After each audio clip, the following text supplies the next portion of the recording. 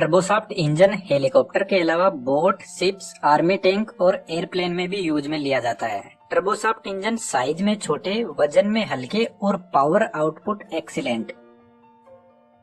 Airplane का engine turbofan engine होता है जिसकी वर्किंग सेम है लेकिन यूज इसके ऑपोजिट है, जो आपको आगे समझ में आ जाएगा। हेलीकॉप्टर में लगे टर्बोसाफ्ट इंजन का काम सॉफ्ट पावर जनरेट करना होता है और इंजन से मिलने वाली सॉफ्ट पावर का यूज हेलीकॉप्टर के मेन रोटर को रोटेट करवाने में किया जाता है। इंजन का सबसे पहला पार्ट है पावर शाफ्ट। यह शाफ्ट मेन रोटर ब्लेड को रोटेट करवाती है। इस शाफ्ट को पावर मिलती है टरबाइन के एक सेट से और इस टरबाइन सेट को पावर टरबाइन बोलते हैं। इन टरबाइन ब्लेड्स में जो रोटेट कर रही है उनको रोटर ब्लेड बोलते हैं, जो मेन शाफ्ट के साथ में रोटेट करती है, और जो फिक्स्ड ब्लेड है उनको स्टेटर ब्लेड बोलते हैं, जो इंजन की बॉडी के साथ में फिक्स्ड रहती है। टरबाइन ब्लेड को करीब से देखे तो यह एयरफॉइल प्रिंसिपल को फॉलो करती है। ब्लेड एक तरफ एयर का हाई प्रेशर क्रिएट करती है, दूसरी तरफ लो प्रेशर, जिससे ब्लेड हाई प्रेशर से लो प्रेशर साइड में आगे की तरफ बढ़ेगी। स्टेटर ब्लेड एयर फ्लो को सही से गाइड करने के लिए होती है ताकि रोटर ब्लेड को प्रॉपर एयर मिल सके और वह मैक्सिमम पावर जनरेट कर सके। अब देखते हैं कि इस टरबाइन सेट को गैस कहाँ से मिलती है रोटेट करने के लिए। टरबाइन सेट के ऊपर देखो तो कंबसन चेंबर लगा है जिसमें नोजल लगे रहते हैं। जब कंबसन चेंबर में एटमाइज्ड जेट फ्यूल को नोजल से भेजा जाता है तो इग्नाइटर फ्यूल को बर्न करते हैं। इग्नाइटर बेसिकली एक स्पार्क प्लग होता है जो इलेक्ट्रिक पल्स जनरेट करके फ्यूल में आग लगाता है। लेकिन फ्यूल यहाँ पर अकेला नहीं जलता है, इस फ्यूल के साथ में मिक्स किया जाता है हाई प्रेशर एयर को मीडियम टेम्परेचर पर। अब हाई प्रेशर एयर इस चेंबर में पहुँचाने के लिए यूज किया जाता है कंप्रेसर का। कंप्रेसर और टरबाइन देखने में एक ही जैसे लगते हैं, लेकिन कंप्रेसर का काम होता है एयर को कंप्रेस करना और उसका टेम्परेचर इंक्रीज करना, जबकि टरबाइन आउटपुट शाफ्ट से जुड़ा रहता है जो शाफ्ट को रोटेट करवाता है। यहाँ पर लगा कंप्रेसर सेट एक होलो शाफ्ट से कनेक्टेड रहता है। इस होलो शाफ्ट को मेन पावर शाफ्ट के ऊपर सेट कर दिया जाता है, लेकिन ध्यान देने की बात है दोनों शाफ्ट इंडिपेंडेंटली रोटेट करती है। कंप्रेसर को रोटेट करवाने के लिए एक दूसरा टरबाइन जिसको गैस टरबाइन बोलते हैं, इसको पावर टरबाइन सेट के पास में अरेंज किया जाता है इसी होलो शाफ्ट पर। इस टरबाइन का काम सिर्फ इतना है कि कंप्रेसर को पावर प्रोवाइड करवाए ताकि वह बाहर से एयर को अंदर की तरफ खींचे और उसको कंप्रेस कर सके। यहाँ पर आप देख रहे हो कि दोनों टरबाइन सेट इंडिपेंडेंटली अलग अलग डायरेक्शन में रोटेट कर रहे हैं। अब देखते हैं हेलीकॉप्टर को जब स्टार्ट किया जाता है तो यह मैकेनिज्म कैसे काम करता है। सबसे पहले हेलीकॉप्टर के अंदर बैठा पायलट फ्यूल को इग्नाइट करके रखता है।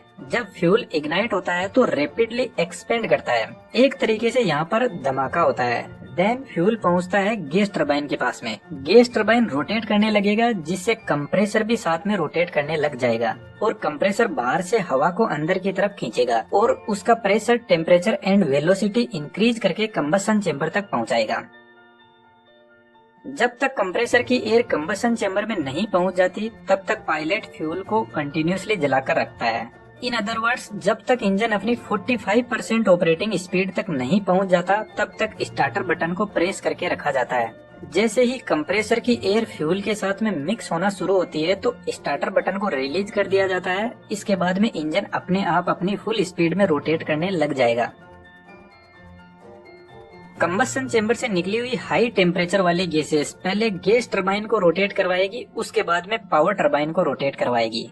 पावर टरबाइन रोटेट होने से मेन शाफ्ट रोटेट होने लग जाएगी और जलने के बाद गैसेस बाहर एज ए एग्जॉस्ट निकल जाएगी।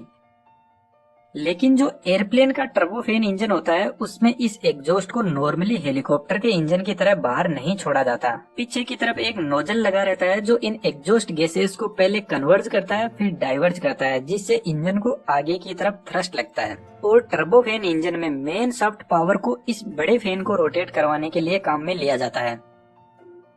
कंप्रेसर की एफिशिएंसी को और ज्यादा बढ़ाने के लिए यहाँ पर एक सेंट्रीफ्यूगल कंप्रेसर को लगाया जाता है जो गैस को इफेक्टिव तरीके से कंप्रेस करता है। जब दोनों टरबाइन रोटेट करते हैं तो इनकी स्पीड होती है 46,000 आरपीएम, जो बहुत ज्यादा हाई है।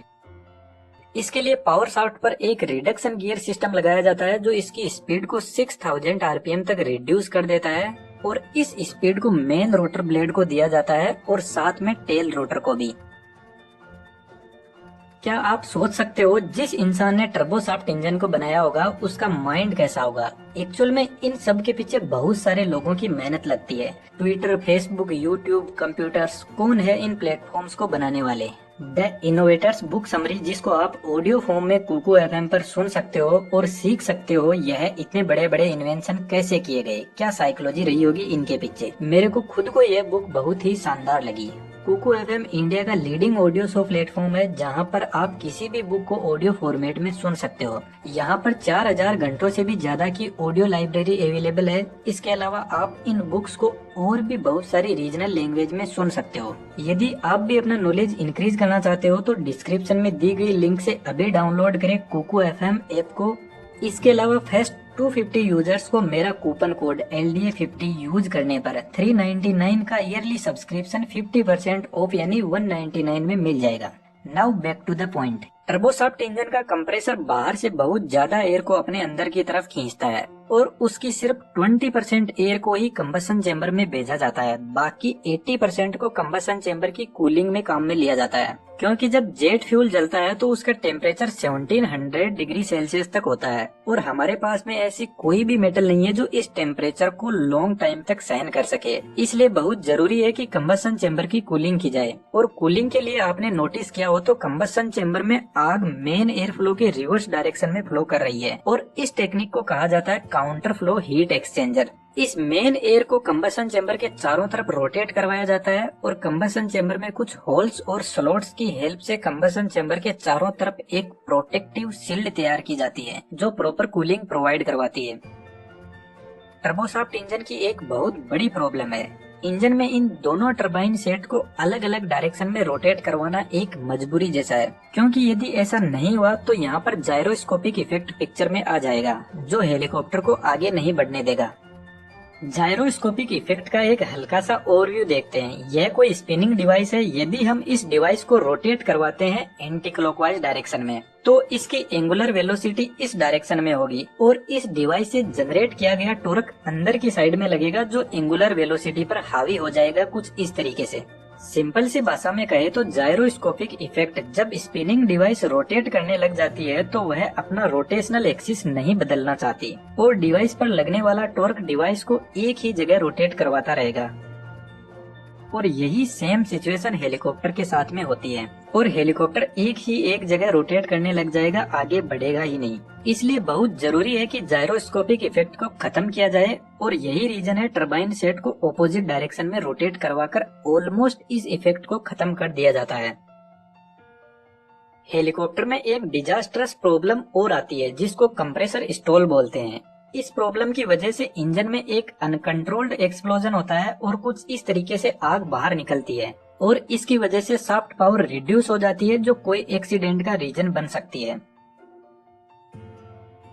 इस प्रॉब्लम के पीछे कुछ रीजन हो सकता है। कंप्रेसर के सामने कोई बर्ड आ जाए, इसके अलावा कंप्रेसर के अंदर प्रॉपर एयर फ्लो ना हो तो भी ऐसी सिचुएशन क्रिएट हो जाती है। कंप्रेसर स्टॉल ही एक ऐसी प्रॉब्लम है जिसकी वजह से बड़े बड़े एयरप्लेन धराशायी हो जाते हैं